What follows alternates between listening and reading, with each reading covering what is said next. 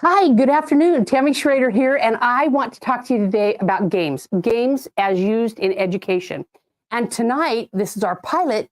So, what I want to talk to you tonight about is the why. Why use games and why in education? So, I'm going to just start with a little story.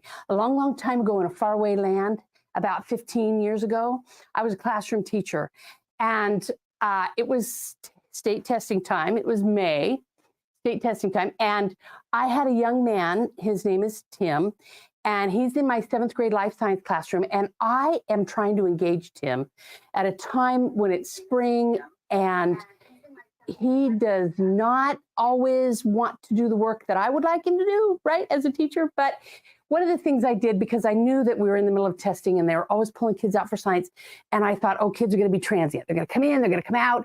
And so I assigned these kids a job to make games. And in my mind, I just want, I'm a big board gamer. I'm thinking Monopoly. I'm thinking, whatever, tic-tac-toe, whatever.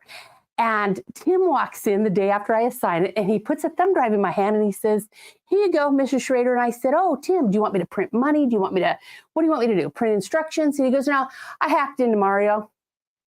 And I have to tell you, my first thought is, I think that might be illegal. And my second thought is, what do I care? Tim did the work. I don't care. So I hook this game up into I have a smart board on the side of my room, and I hook it up. And what I noticed was that not every kid in my class, even every kid in the building heard about this game within 24 hours, and they were coming in to play this game. Now I'm going to tell you about Mario. I had never met Mario before then. And what was great is, I don't know if you know Mario, but Mario runs and he jumps up and there's a coin there. And a question would pop up, and if the kid got the question right, he gets the coin. If he gets it wrong, he goes down a chute. And I had kids knocking on my door before school and after school and at lunchtime. And my first thought was, they don't do this for my science lessons. And let me tell you something, as a science teacher, I blew stuff up. Like, I'm a fun teacher. And I thought, this is interesting to me. And what I really found fascinating about the game is that they would continue to just try over and over and over. That was also not true of my science experiments. Like, they would be doing an experiment, and if it didn't go the way they wanted it to, they'd go, this doesn't work. I can't do this the first time. And that wasn't true when they would play this game. They would just go over and over and over, right? And I found that fascinating. And I started doing a little work on that. And what I found was that there's a lady named Jane McGonigal. You may have heard of her, Dr. Jane McGonigal. And she wrote a book, and I was looking at her work, and she said the thing about games, and she has this great picture of this kid. And she said, this kid's face looks like he is on the verge of an epic win. And what an epic win is when you're trying and trying and trying, and you finally get it, right? And we all know that feeling. We're trying to learn something new. We're trying to do something new. And all of a sudden, ride a bike, cook the perfect pie. I don't care what you're trying to do in life. When you finally get it right, that's the look, right? It's like, yes. And I found out that game theory, this is going to shock you now, game theory isn't even new. It's not new. We've been using it forever.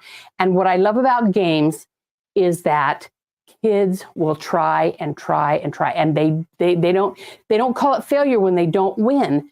They just keep going, right? And so I started using games in classrooms back then, and I was a little nervous, I'll be honest, because my first thought was, you know what? Kids are going to get on some of these video games, and I'm not going to just talk about video games in education. I'm also going to talk about board games and game experiences. And the biggest reason that I want to talk about the games that I think they bring to a classroom is a gentleman named Dr. James Paul Gee said, all learning is experiential. And I'm not trying to be rude, but experiences aren't happening on worksheets, right? And they're not happening in a text. And I'm not minimizing either one of those tools. They're great tools in a time and a place. But let me tell you, games are experiential. And so I brought in a video game, and my biggest fear was this. Kids are going to do this. I do not need kids zoned into a screen any more than they already are. And I was nervous about that. So one day we're playing a game called Crazy Plant Shop. And what Crazy Plant Shop is kids come in, they they log in and they own a plant shop. And they have all these lovely scientists come in and request, as scientists are the customers, and they request certain plants. Well, the only way to get plants is to cross them, right? And they can use the dominant traits and the recessive traits, and they can do all these things. Well, what was great about this game is I got a whole classroom in a studio full of kids doing this. And my favorite thing that happened when the kid in the corner, the very corner up at the top, he figures out how to make a cat cactus. Now, these aren't real plants, but I can tell you the cat cactus had some kind of rainbow coming out. I don't remember. But what I remember is the kid in the corner figures it out. And let me tell you, within a half a second, the kid in the back of the corner, they want to know how it was done. And they are yelling back. And I don't mean mayhem. I'm just talking about it goes around like wildfire. And then all these kids are like, how do we get the cat cactus? And then they're having conversations like this across my classroom. Hey, are you using those dominant alleles or the recessive ones? And what did you match? And how did it work? And they're having all these great genetic conversations using appropriate genetic language to build the cactus that's not even real. And part of me in my mind is going, you guys, this cactus isn't even real. Like that. But here's what I've learned as a classroom teacher. It was probably one of the most powerful things that somebody ever said to me. You don't get to pick what motivates kids. And you know what else? You don't get to pick what motivates anybody. So the job as a teacher is to find out what motivates these kids and let them go do that thing. And these cactuses, I'm just telling you right now, they're motivating kids. So the kids are just coming back and forth and going and going and going. And it's just this fabulous, amazing experience, even for me, listening to these kids have authentic conversations with genuine vocabulary that geneticists made up so that we could have conversations. It was fabulous. And then the other thing occurred to me. Why do I use games? Would I use games in a classroom if I could instead give kids a live hands-on experience? And the answer is, if I could give kids a hands-on live experience, probably not. However, there are things I can't recreate in my classroom. There are things I can't do. The biggest one I can't do is space, right? I can't recreate the universe in my classroom. No matter how hard I try, the distances between planets is so large and the distance of the out in the universe is so big that I need football fields and I need that, and I can't recreate that. Well, they've got video games that will help kids learn about space, and it will be like accurate, and they can experience that accurately. The other thing I can't create in my classroom is time. When we played that cactus game, and we played that the plant game, I can't recreate 12 generations of plants inside a small amount of time so that kids can see what genes got passed on, right, to the from the parent plants to the kid plants, right? So I can't do that in a classroom. So you know what? They have games where I can have generations of plants or generations of people, and we can start looking at heredity and genetics and how that works over lifetimes, right? It's fabulous. And then there's another thing I know this is going to shock you too. We don't have a lot of money in education. And so there was a time, believe it or not, it's around Halloween, and I know you're going to be surprised by this, but we wanted something to do with all those old pumpkins that we carved, right? And the kids are like, let's build catapults. I'm like, yeah, that's great. It's all science. So I want to teach them how to build catapults, but what I don't have is the money or the space to host iterations of catapults. Like, and you and I both know that we will have a lot of iterations of these catapults. They're never going to go with the first one they build. That's not how science works. So what happens is we get them onto a video game. It's called Backyard. I can't remember the second name. Sorry about that. Anyway, so they're in this video game, and they're building these catapults so that they can have these, backyard war thing, or whatever you call it, right? And what was great is they learned about stability.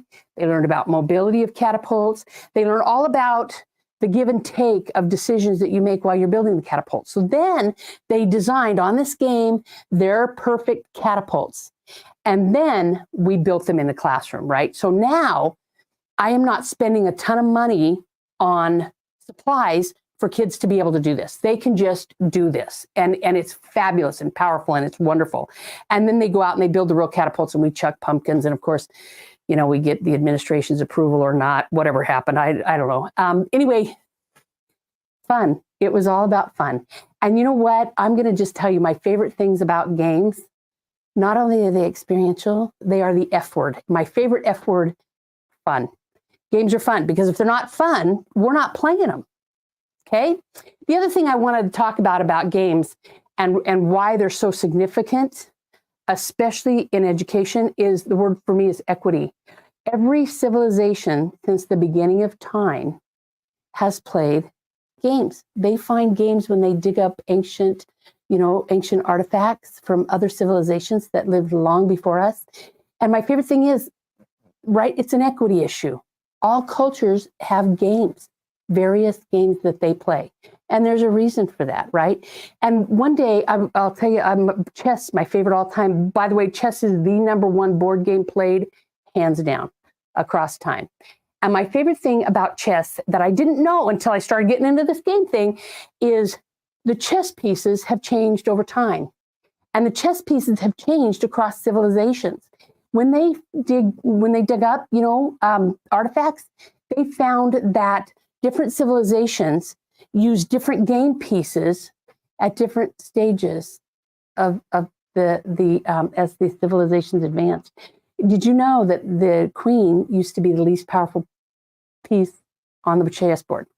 And what I found really intriguing was she became the most powerful piece on the board when the queens in England started gaining power. When the queens in England and Europe started gaining power and women started gaining more power, the queen became the most powerful chess piece on the board, right? So games change, and also games can be changed to work with kids. And it's an equity issue as well as a diversity issue, right? Bringing in games that teach about civilizations and cultures. And that's another thing that I cannot reproduce in a classroom. I cannot reproduce cultures, and I cannot reproduce civilizations that have come before us, right?